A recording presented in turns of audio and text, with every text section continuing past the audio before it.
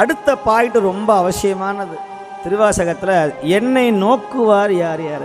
எல்லாருக்கும் ஒரு ஆசை, என்னை எல்லாரும் செல்ஃபி எடுக்கணும், புது புடவையாக இருக்க, டிசைனாக இருக்க, புது தோடாக இருக்க, இந்த பூவை எங்கே வாங்கினீங்க, எல்லாரும் நம்மளை பார்க்கணும், இம்ப்ரெஸ் பண்ணணும் அப்படின்ட்டு மைதா மாவு கோதுமை மாவெல்லாம் முகத்தில் பூசிக்கிட்டு அப்படி போய் நின்னோம்னா ஒருத்தங்க கூட செல்ஃபி எடுக்க மாட்டேங்கிறான்னு வருத்தம். என்னை யாருமே பார்க்கலையே சொல்கிறார். என்னை நோக்குவார் யார் யார், என்னை யாருமே பார்க்கலையே, சிவனடியாராக ஆகி பாருங்கள்.